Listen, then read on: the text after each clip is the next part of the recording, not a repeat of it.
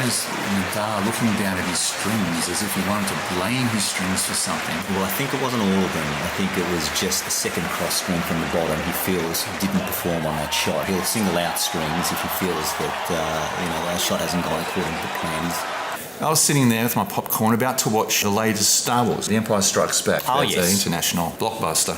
Who should walk in? It's Bjorn Borg, his coach, Leonard Berglund, and Mariana Simonescu, his fiancée.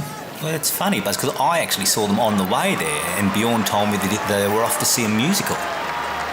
So, I don't know much about the Star Wars. Is it a musical? It's not a musical. Right. You know the story. It's the 2008 Wimbledon when there was a rain delay towards the end of the match, and Nadal had Federer on the ropes, and apparently Mirka gave him a dressing down. Reported by a newspaper reporter who heard it and said he was quite sheepish, and she said to him, "You are Roger Federer, show the world who you are." And he just nodded meekly. Well, that's a funny one, because I've heard exactly the same story. You say that she gave him a dressing down. The story I heard was that she gave him a dressing gown and said, "You're playing like Hugh Hefner." So you've obviously heard a variation of that. I'm not sure which one's true, but whatever she said, it worked. To me, either story is equally as plausible. Yeah, look at Federer there, look at him. Meditatively looking across it. Well, maybe he's looking at someone in the crowd and staring them off. Well, I think he's thinking about that exchange and saying, why on earth did Pete Sampras drag me into a conversation about the umpire's tie? I think he's probably thinking, thank God I didn't wear a tie into court, because he was going to. Have you seen Rod tonight? Rod Laver up in the stands. He must be there. Well, he is. He's keeping an eye on the match, but he's quite busy tonight.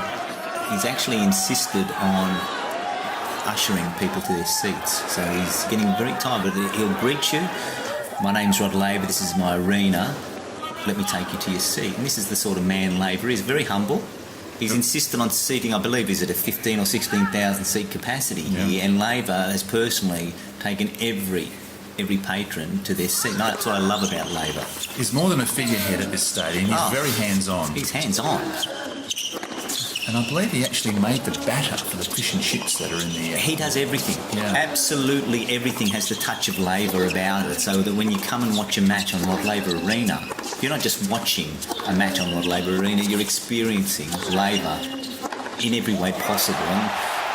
But the absolute veneration in which he's held by the British public, they were looking at him for every response, and there were probably more eyes on Borg than there were on the screen. And there's one shot in which Darth Vader lifts up his lightsaber. Borg stood up, lifted up his racket, held it high, and the applause that rang out around that cinema. I don't think we've ever seen him wearing the same outfit. Like some players, you'll see under the unfortunate set of circumstances where they come out dressed in exactly the same outfit. Never have I seen Nadal and Federer sporting the same outfit. Not on court, but there was the Wimbledon ball that they both attended in 2008. Where they both in that red evening dress that they turned up in. Strapless number. Yeah, that's right. And there was questions later, of course, the magazines had pictures of them side by side discussing who pulled it off better. And it wasn't really a consensus. They both had their pluses. Yeah, there wasn't much in that, I remember. I don't know if you know the movie, and I certainly don't want to give anything away, but Darth Vader is Luke Skywalker's father. And when that is revealed towards the end of the movie, it's one of the biggest reveals you would think in film history. Borg stood up, turned around, and he got the crook of his elbow and applied it to Berglund's neck. Final set. And I have no idea what it meant. We know that he said in the past that the fifth set is a lottery, which is really quite a strange statement to make. He sometimes holds up his ticket at the change of ends. He does. He always comes prepared. I heard that Berglund burst into song at that point.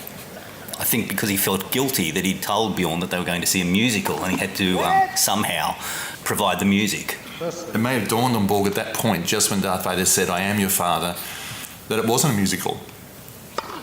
He'd be able to get it down at the feet of Nadal, and that's not an easy volley for anyone. It's not, even though Nadal has big feet. Lovely feet. But nailed, big nailed, lovely feet. And there's a lot of spitting going on up from Bjorn. I mean, there's an overabundance of saliva forming in his mouth at the prospect of a fifth Wimbledon title. I tell you who might know the answer to this. Right. Teddy Shingles. Of Are you there, Teddy? Is Buzz down here at Centre Court, and you're talking about Borg spitting. Well, I can say to you there are people sitting next to me. They would love nothing more than to be there to be spat on by Bjorn Borg. Seeing an earlier match, earlier in the week here in Rod Laver Arena, I had a program and I actually dropped it and I went down to pick it up. Before I could actually pick it up, who handed it to me? Who was there to hand it to me? Rod Laver. That story is just so typical. I was in a cubicle using the facility when, again, I was no toilet paper. It happens. Hand under the next cubicle. And I could tell from the calluses on that left hand that it was Rod's just passing me a couple of sheets, and I just thought, Rod, thank you.